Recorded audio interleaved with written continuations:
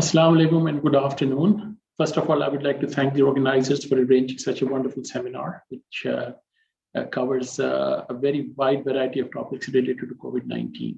And it is a very timely seminar. The topic I've been assigned is calming the immune system, the role of steroids, tocilizumab, and other immune-modifying agents in treating SARS-CoV-2 infection. The disclosures are listed on this slide. Here is a quick overview of what I'm going to talk about in the next 20 minutes or so. We will start off with potential therapeutic targets for SARS-CoV-2 infection, and then we will jump into the actual immune-modifying agents and talk about some key clinical trials which have shaped the therapy of SARS-CoV-2 infection. This slide lists the potential targets for any viral infection, including SARS-CoV-2. Of course, the best strategy would be to somehow prevent the infection or use a target even before the person has been exposed to infection. And the prototype of this is vaccines, which now are available for SARS-CoV-2. To cause infection, the virus has to enter some host cells, and you can block the entry of the virus into the cells. Once inside the cell, it has to replicate, and you can have the viral replication blocked or stopped by targeting several enzymes or other molecular targets. The propagation of infection, the virus has to exit the initially infected cell and go on to infect other cells. The exit of the virus can be inhibited by certain therapeutic agents. And of course, you can use adjunctive therapy or other supportive treatment, which can prevent the consequences or end organ damage related to viral infections. These are some of the potential agents that are available. You can have the vaccines, which for SARS-CoV-2, as I mentioned, are available now. You can have specifically directed antiviral therapy. You can have immune-based therapeutic agents, adjunctive therapies, and other concomitant medications to support the patient while he or she recovers. We will concentrate on immune-based therapy for the rest of this talk. Immune-based therapies for SARS-CoV-2 can be divided into two broad categories. Those that deliver preformed immunity, for example, convalescent plasma or IV immunoglobulins, or agents which generate new immunity or boost existing immunity. And these category of drugs include corticosteroids, the most commonly used, which is dexamethasone, IL-1 or IL-6 inhibitors or blockers, which include tocilizumab, anakinra, and other such drugs, JAK1 or JAK2 or other kinase inhibitors like tocilizumab, and more other monoclonal antibodies that have been used in treatment. In terms of steroids, there has been a lot of interest in the use of steroids for many other viral infections, including influenza, the original SARS infection, and MERS-CoV infection. And I've summarized these data into this one slide. In summary, steroids have not been shown to have any significant advantage or benefit in any of these infections. In fact, some studies have shown evidence of harm related to steroids. Many studies have been inconclusive, but it has been difficult to pool them together because of the varying study design. But the general consensus is that steroids do not help in these previous infections like in influenza, SARS, and MERS-CoV. In this background, with this background, there has been renewed interest in the role of steroids for SARS-CoV-2 infection, particularly because some of the manifestations of disease or consequences of disease are because of an exaggerated immune response. So one of the key clinical trials, and the largest one to date to my knowledge, is the recovery trial, which was a controlled open-label trial comparing a range of possible treatments in patients who were hospitalized with COVID-19 infection. And in this trial, patients were randomly assigned to receive either oral or intravenous dexamethasone versus usual care alone. And the primary outcome was 28-day mortality. This trial recruited over 11,000 patients, but in the end, in the dexamethasone group, there were 2,104 patients who were included in the intent to treat analysis. In the control arm, which was the usual care arm, 4,321 patients included for analysis. This slide shows the 28-day mortality results, and 28-day mortality varied by subgroups. In all participants, if they were all taken together, there was still an overall benefit of about 17% in 28-day mortality in patients who were treated with dexamethasone.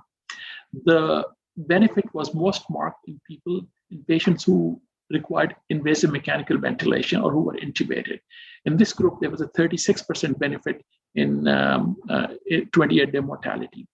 The benefit was also seen in patients who received oxygen but did not require invasive mechanical ventilation, and this group had about an 18% survival benefit. Those who required no oxygen therapy or no supplemental oxygen did not have any benefit which was demonstrable. This slide summarizes it in a different format. So in other words, overall, there was a benefit that was seen with the use of steroids. The difference being most marked in those who required invasive mechanical ventilation, but no difference being seen in patients who did not require any respiratory support. There are some caveats to the recovery trial. This was a randomized but open label trial, so this was not blinded. Results for some key secondary endpoints are still not available. And study participants with COVID-19 who required oxygen but not mechanical ventilation had variable disease severity, meaning varying level of oxygen support was given to these people. And it is unclear whether benefit would occur uniformly across the board in this group or to certain subgroups within this group of people who require different levels of oxygen. Another group sanctioned by the WHO did a meta-analysis of 7 randomized trials, which does include the recovery trial, which, as I mentioned, was the largest of these trials. Those trials who had patients enrolled with variable severity of disease, only patients who received invasive mechanical ventilation were included in this meta-analysis. These trials recruited patients from multiple continents and countries. A total of 1,700 plus patients were randomized, 678 to the steroid group and a little over 1,000 to the usual care group. And in terms of 28-day mortality, there was an overall benefit that was seen when all patients were put together. The mortality in the steroid group was 32.7% versus 41.5% in the comparator group. Now, again, the benefit was much more marked in people who received oxygen and who were a little more sicker, but not to the point of receiving vasopressors.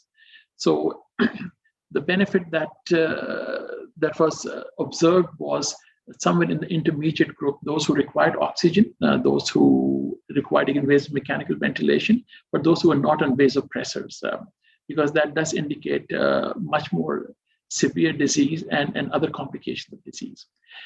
When they looked at the actual steroid use, they found a statistically significant benefit from dexamethasone, because this was the most commonly used corticosteroid. There was a trend in hydrocortisone and methylprednisone users, but the numbers were too small to reach statistical significance.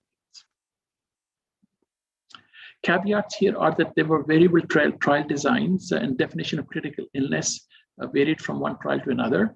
There were different steroids that were used and different doses of steroids were also used.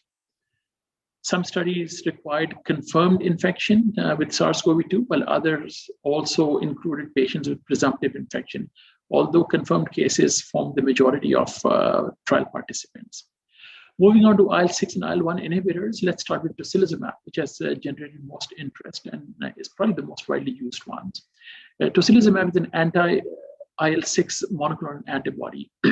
And this trial, the IMPACTA trial, was a placebo-controlled, randomized controlled trials of patients who were hospitalized with pneumonia, but who were not on mechanical ventilation. And the primary outcome was mechanical ventilation or death by day 28. They randomized close to 400 patients, and in the end, 225 completed the trial in the tocilizumab group and 115 in the comparator or the placebo group. When the outcome of mechanical ventilation or death was looked at, there was a significant difference between the two groups, with tocilizumab doing much better, conferring a survival advantage. But when death was looked separately or alone, there was no significant difference between the two groups that was observed. There was a slight decrease in time to hospital discharge and time to clinical improvement in the tocilizumab group, but clinical significance of a one-day reduction in symptomatology or clinical improvement is unclear at this time. This is the Kaplan-Meier curve, which again shows that tocilizumab did a little better than the placebo group in terms of proportion of patients who were alive at day 28. This is a slide that puts together multiple clinical trial results in one place. And what you can see is that some trials have shown mortality which is lower in the tocilizumab group compared to the control group. But this is not uniform across the board. And the magnitude of this benefit varies from one trial to another. So in other words, the jury is still out, but my reading on that is that there are specific subgroup of patients who may benefit from tocilizumab, and we will discuss that towards the end of the talk when we summarize the data. Anakinra is a recombinant IL-1 receptor antagonist. There are two trials that have been published on Anakinra, and they show that Anakinra reduced need for mechanical ventilation, invasive mechanical ventilation in the ICU, and mortality among patients who had severe COVID-19, but without any serious side effects related with this. This is the other study, which is a retrospective study of 29 patients with moderate to severe ARDS and hyperinflammation, which again showed some survival advantage in patients who received Anakinra, and also mechanical ventilation-free survival, though this did not reach statistical significance. Moving on to kinase inhibitors.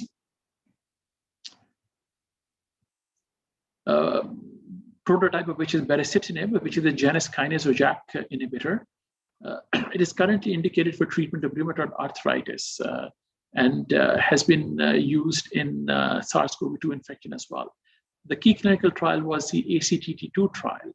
This was a phase 3 randomized double-blind controlled multi-center global trial, which included hospitalized adults with the SARS-CoV-2 COVID-19 illness and infiltrates on chest X-ray or chest imaging, and patients who required supplemental oxygen or mechanical ventilation. They gave baricitinib in addition to remdesivir. So these trials with baricitinib included remdesivir in the treatment regimen versus remdesivir plus placebo. And the primary outcome was time to recovery during the first 29 days after randomization or treatment. They enrolled a little over 1,000 patients, and the group was relatively variable, with about 14% requiring no supplemental oxygen, but vast majority of them, 55% of them requiring supplemental oxygen, with 21% being on the ventilators or high flow oxygen. Median time to recovery in the baricitinib group was 1 day shorter, and this was statistically significant.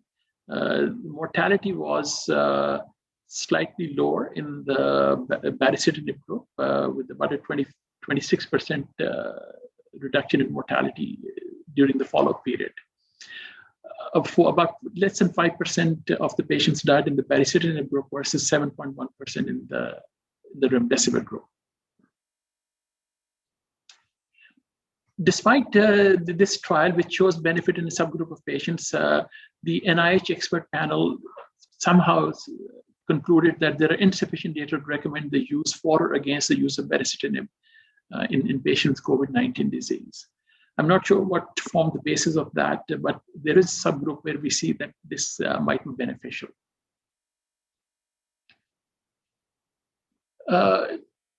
If you were to summarize when to use some of these drugs for treatment of patients' SARS-CoV-2 infection or COVID-19 infection, dexamethasone is useful in patients who require invasive mechanical ventilation or who are on high flow oxygen. There has been no benefit in very mild disease or asymptomatic patients. In other words, patients who do not require supplemental oxygen do not benefit from that, and I would recommend not giving steroids for asymptomatic or minimally symptomatic patients. Tocilizumab has been used often with dexamethasone in patients who have been admitted to the ICU, who have been on invasive mechanical ventilation or non-invasive mechanical ventilation with high flow oxygen.